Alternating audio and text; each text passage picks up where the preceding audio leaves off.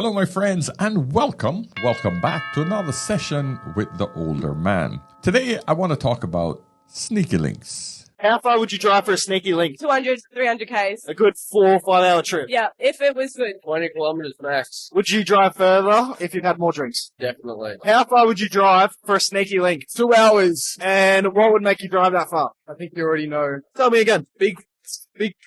2 hours, 3 hours. And what would make you drive 2 or 3 hours?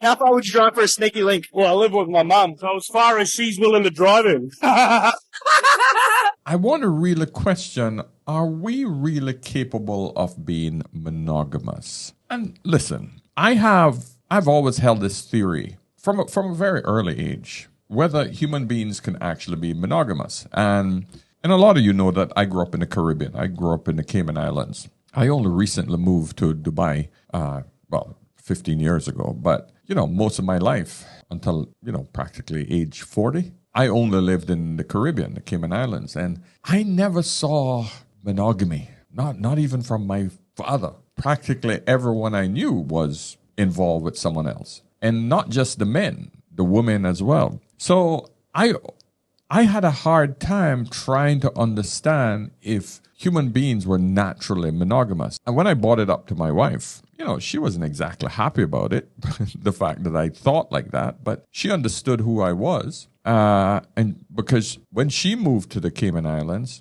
and that's where we met, she saw the world that I lived in. And not saying that coming from the UK that she didn't see it as well, but it was always a hush-hush thing in her world. She came from where everybody was proper and they sort of did these things undercover. So it wasn't blatantly displayed in her face. But in the Caribbean, there's no shame in the game, as they put it, I have a personal theory. I believe that sneaky links shouldn't last for more than 3 months. Okay, so that's what I was asking. I feel like most people, especially females, can't contain the emotions for less than more than 3 months. I agree. So after So 3 for me, months, yeah. as a man, if you realize you think I'm cut that shit. No, so that's why I describe it You are with the overstaying. one night You stand. overstay. Yeah. Correct. You overstay real long. So that's why I try to give you the difference where a one night stand still easy to just nip it in the bud and cut off. That is She got fully exposed to it.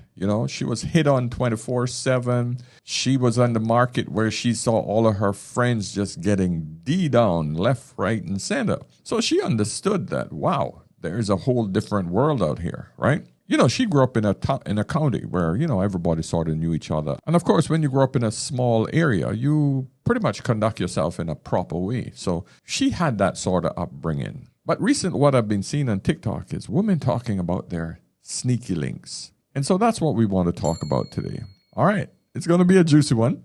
Like the video on the way in, my friends. Book a session if you need any help with the older man. You need help with your YouTube channel. You need help with mentoring. Anything to do with life or your relationship or your marriage, I'm here for you, my friends. Hey, pick up my Content Creators Toolkit. Go out there and build some content today so that you can actually have some residual income for tomorrow. Of course, if you don't want to build content and you want it ready-made for you, then, of course, pick up my digital vault where you can find over 8,500 pieces of content from every single genre that you can ever think of. All there for you so that you can resell, repost, personalize it, and redo it however you wish. Really easy on Canva.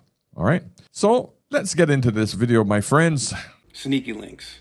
So you want to call somebody over because you want a dopamine hit. You want to call somebody over, do the deed, do what you got to do, and then send them home. You don't want any emotional attachments to this person. You don't want nothing romantic. You just want to use their body and then send them home. How does that sound to you? So does this mean that this is coming from your failed relationships that didn't work out and now you're just tired, but then you crave sexual intimacy because your flesh is craving it and you need it from someone and you want to use somebody's body and then send them home? Could you guys help me make sense of this? Does this sound degrading to you or does this sound normal? brother, you have a point, but we're dealing with two different things. Number one, we have a society that says you have to be monogamous, right? That's one thing, but that's not the main issue. The other issue is we're now living in a society that is fast-paced. Women think that they have to be like men. Both parties think that hooking up and getting your rocks off is easier than having a relationship where you have to negotiate with the other person. So just doing it, getting a hit, a dopamine hit, and getting your little rocks off and then moving on is better than having a relationship. And it's bizarre, but that's what we have now been conditioned to do. But here's the bizarre thing, because you have a point. If you think about it, right? We are now in a society that if we are in a serious relationship, the other person isn't allowed to cheat. Both parties would pull the plug on the relationship if there's cheating involved. Just hold that in your mind. However, they will have sneaky links, other people that they can go and hook up with without any thought of that other person that they're giving their bodies to having another body enter into their body, or you entering into their body, trusting that that other person is sleeping with someone else who don't have any other diseases, and opening yourself up to serious problems physically, mentally. In other words, it's okay if you're a sneaky link to go and fuck other people and do other things with other people, but your real significant other isn't allowed to do that. Make that shit make sense. Make that make sense. You're exposing your body to freaking incurable diseases with the other person, but you want your significant other to be faithful. But that person that you're sleeping with don't have to be faithful. And this goes for males and females. That's the bizarre part. And most of the time, it's the woman who catches the feelings, because women are more emotional than men. On the man's side, he don't want to let go of that different piece of punani. He gets possessive. And the woman thinks that, oh, he loves me. No, he's just guarding that piece of punani, fresh, different thing that he don't want to let go. Trust me, I know. Been there, done that. Okay? Been there. I'm talking to you from experience, my friends. Sneaky links should not last for long periods of time. It's no longer a sneaky link when it's has extended into, years. I mean, I know men who've had mistresses 15, 20 years, because that's the name that you should give it once it has gone into that extended period of time. It's your mistress. And if it's a woman, it's your lover. That's the person that has a significant part in your life. I know a woman here in Dubai right now that has had lovers over 10 years. I've been here for 17 years, and I know women who've had lovers, same lover, for over 10 years. They're not sneaky links, they're lovers. But then you ask yourself, well,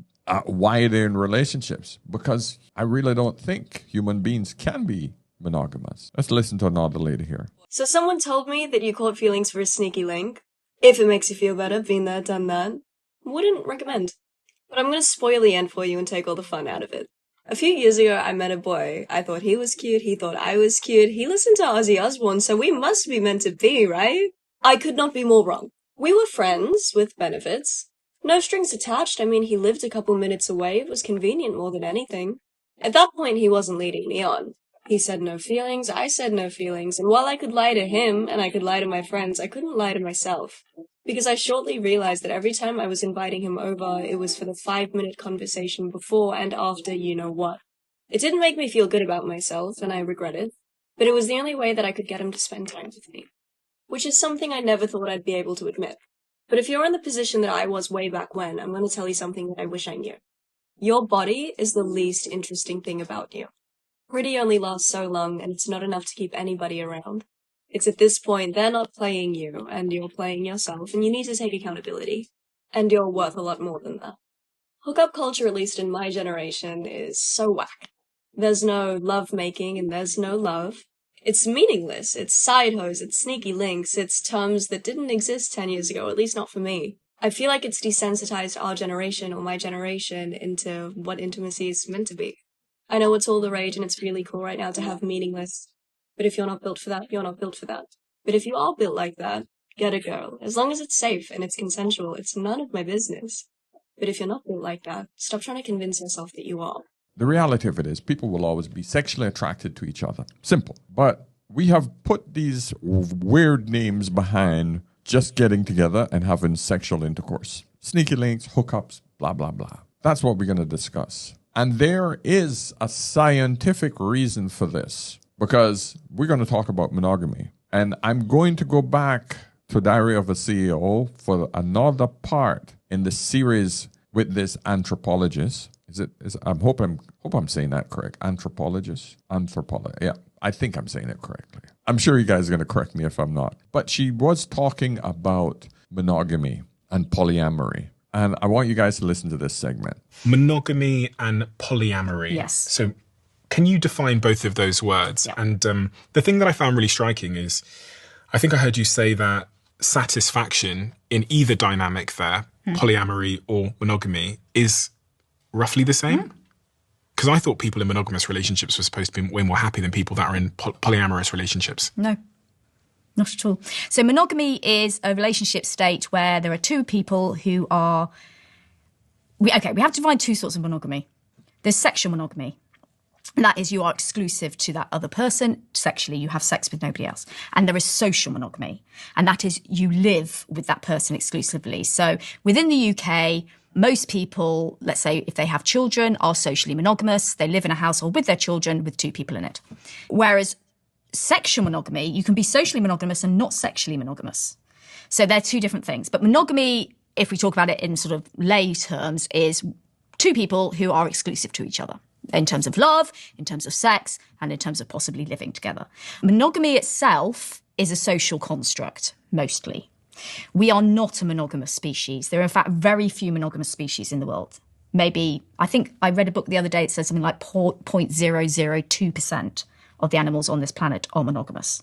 The older man just nailed it. I told you guys, listen, man, I'm a social observer, and I make an active attempt to decipher and understand human behavior. I think that's why I do this so well. This is the first time I've actually heard a qualified individual come out and say it. And I love the fact that it is a woman who's saying it. Because if a man ever said this, woo, yeah, let's listen.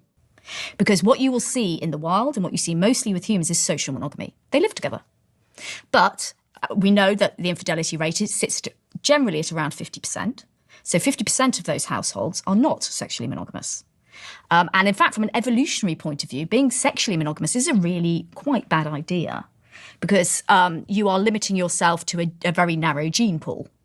And that's why there are very few creatures in the world that are truly sexually monogamous. When I was doing my master's, my professor studied gibbons. Gibbons at the time were known to be the monogamous ape. Countered a yellow gibbon in the wild and offered it a few grapes. Suddenly, a black gibbon appeared from the side, running over with its arms raised. Instead of taking the food right away, it warmly hugged the yellow gibbon to show friendliness, then grabbed a few grapes and walked off. And he did a really longitudinal study, and he was the first to realise that no, they weren't. They were all sneaking off and doing it behind the rock with somebody else. But they were living together. But the female was going to find some better genes somewhere else. This guy, brilliant parent, not great genes. I'm going to go behind a rock and mate with this really good-looking gibbon over here because I'm going to get some good genes, and then he's going to raise the kid. And the guy is like, well, I'm obviously going to have offspring here, but actually, mating with another female is not particularly costly to me, so I'll just go and do that over there, and let's hope she can raise them on her own, or maybe her partner will raise them for me. So there are very few. So we have monogamy mainly in the West because it's a socially prescribed form of organisation. And it was imposed because it is a form of control.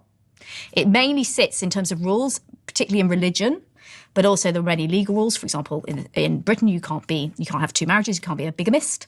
And it's about making everybody control. Because if we all just gave in constantly to precisely what our drives were saying, there'd be kind of chaos. And those in power wouldn't be able to predict what anybody is going to do, because actually I'm just going to go, I feel, sexually attracted to whoever that is over there. I'm going to go mate with them, but I'm going to come back and live here. But then I've got a kid over there, and it's all really, really confusing. So over time, when civilization first arose, the more complex we got, and as we started to live together in cities, those in control were like, okay, I really need to be able to predict what these lesser beings are going to do. So I'm going to impose monogamy. You can only live with one person and basically have sex with one person. Nobody actually ever only had sex with one person, but we're going to look like we do. And those are the rules. And that's why we have legitimacy rules about children and inheritance and all that kind of thing, because it maintains control. And she's right. I mean, it's all about control. What we have to understand about living in cities is that we live in apartments. We live in structures that are separate from each other. We have massive walls, and we guard blocks of people away from other people. Back in the day, you had villages, and everybody look out for those children in the village. Today, no one can look at another person's child and tell them to behave themselves or, go back home to your mother or spank them, etc. Back in my day, the neighbors couldn't spank your ass if you were out of line and tell your mother when you got home. And my father would probably spank my ass again, because we worked as a unit. We worked as a village back then. That was only, that was only 50 years ago. Nowadays, everything is just individualistic. That's why we cannot have polyamory. We cannot have people cheating, because we don't know whose child is whose and who's supposed to take care of whose. And that's a great way for me to segue into the fact that you should sign the petition that I have out right now, so that we can actually start doing paternity tests for each and every child that is born. I am spearheading a campaign so that we can actually stop this idea that a woman just can go out and have a child with another man and expecting her husband or her main man to take care of that child. We're not wild animals. Apparently, they want us to be like the Givens here, where the woman can go out and get pregnant for another, but the guy who's living in the house, he has to take care of it when he thinks that that's his child. But that's where we are in society right now. We need to stop that. As they said, we're not animals. We're not apes. So, okay, treat us men like human beings then. Bring paternity fraud to the forefront and make sure that we can have DNA before we are allowed to put our names on a birth certificate. So monogamy is, simply a social construct. It's not something that we've biologically evolved to do. And we know that part, there are many countries in the world where monogamy isn't what is prescribed. How are those cultures getting on, the ones that aren't monogamous? Fine.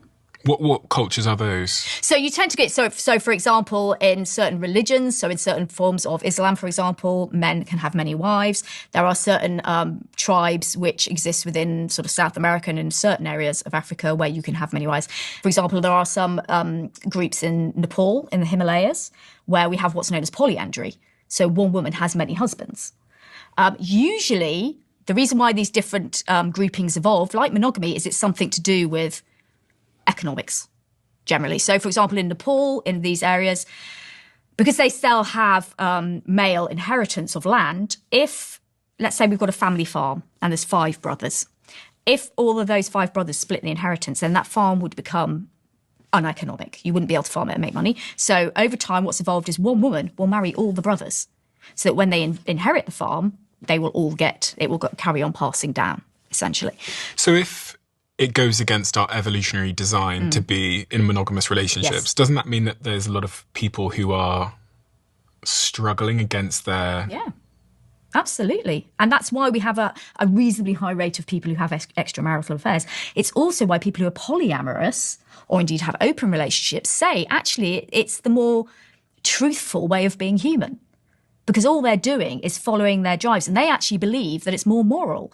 Because if you put forward a monogamous front and you have an affair, you are lying to people. You are keeping a secret from people you profess to love.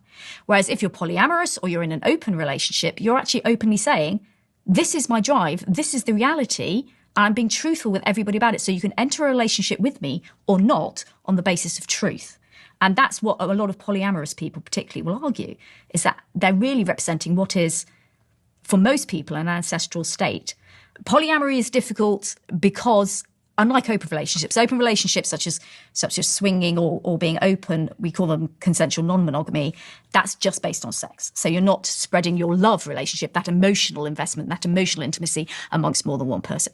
Polyamory is being open and having several sexual partners and also having several emotionally intimate relationships at the same time. And I think people struggle more with that because of the issues of jealousy and the fact that goes quite strongly against even our social ideas about monogamy, where we all sort of live in pairs. I know for a lot of you gentlemen, that's going to be a hard pill to swallow because I know a lot of you that are following me are more of a conservative group. But facts don't lie when it comes to what's happening on the ground, regardless of whether we like it or not. We know as men that most men want to spread our seeds. But what we've been told about women is that they have to control themselves because, they should be more selective with the man that they get involved with. However, now that we've given women this complete freedom and we have taken away shame from society's vocabulary, you are now seeing the true nature of women. And the amount of women who are doing situationships, hookups, and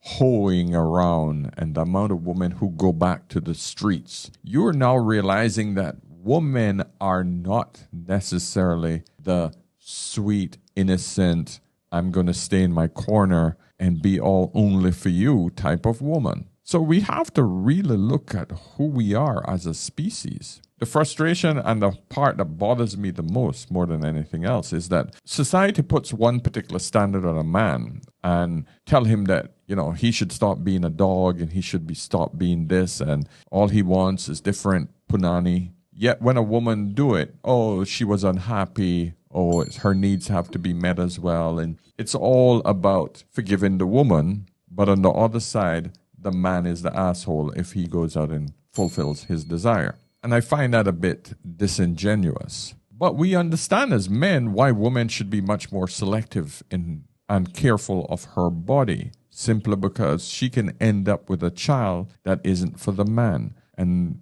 we can understand why men have to be very careful about the woman that he selects, because the woman that he selects, if she's not careful about her body, then he ends up taking care of another man's seed, and he gets no chance to pass on his biological offspring. So we must understand the differences between the two sexes. A woman will always be 100% sure that the child she's carrying is carrying her DNA. But the man isn't ensured that. He needs to be sure of that. Let's hear what else they say about sneaky links. My boyfriend of 1 year was my sneaky link for 6 months before we started dating. And I feel like some people in the comments are getting situationship and sneaky link confused. Situationship is like you got a little bit of feelings, you hang out drunk, you hang out sober, one-on-one, like you just don't know what the title of y'all's relationship is. Whereas sneaky link is you only hang out in bed. That's the only time you hang out. You don't hang out outside of that. You don't go on dates. You don't want to be seen together. It's a sneaky link. So for the first 3-ish months of sneaky link, I was fine. We were doing it. And then once it hit the 3-month mark, I got smacked in the face with emotions. I was like, shit, my emotions are going to get involved and I'm going to get hurt. And I know I'm going to get hurt. So I put a little ultimatum on him. And I was like, hey, if you don't see this going anywhere past what we're doing, I need to stop because my feelings are going to get involved and I don't want to get hurt. This man's, I kid you not, because he was trying to drag it out for a while because he just got out of a relationship and I was trying to respect that and I knew he just got out of a relationship. So I was like, you know what? I'm done. Like you said, you're done. I'm going to take my big step back. This man's was all up on me, obsessed with me, asking me what I'm doing, wanting to hang out with me, like buying me drinks at the bars. I was like, so you do like me. And we kind of, after that ultimatum, went into a place of confusion, like the situationship of like, okay, there's feelings involved. Now he's asking me on dates, like, what is this? And then after the 6-month mark, that's when he finally asked me to be his girlfriend. And yeah, we've been dating for a year. So I mean, all the girlies in the comments, like, be Delulu. I was Delulu. It may work out, it may not, but just like, one eye open, okay? Because you want to know that these men have good intentions, are not going to fuck with your feelings. And luckily my man's was so open, so honest, and like did not string me along at all. Like if I asked what his intentions were, like he would straight up be honest with me. So yeah. before I comment on this, I don't know if when she was in her sneaky link, did she have a man as well as him having a relationship? Because if both of you were sneaking, you gave the man an ultimatum. He's out of his relationship. If you were not in a relationship, you weren't having a sneaky link. You were just a side piece. If you were not in a relationship, you were just a side piece. That's it. We have to be careful about these labels. And then something else you have to realize, young lady. Why do you think now that this man is going to take you serious as a girlfriend? If you had another man, more than likely he's just holding you in that same pattern that he has held the other woman. So don't get so excited thinking that you're the main woman now. Reality of it is you could just move from sneaky link to side piece or main woman while he now has another sneaky link or side piece. This is where it gets really crazy because we're just living in a wacky world of everybody is effing everybody else. That's all. Let me know what you guys think, man. I have nothing else to add here. It's just a crazy world that we're living in and everybody's just doing their thing. No one thinks about the big picture. No one's having kids. No one's getting married. Everybody's just hooking up with everybody else. All I see is total and utter chaos and disruption. Let me know what you think. So guys, listen, like this video on the way out. And remember, whenever in doubt, always ask an older man. See you soon. Cheers.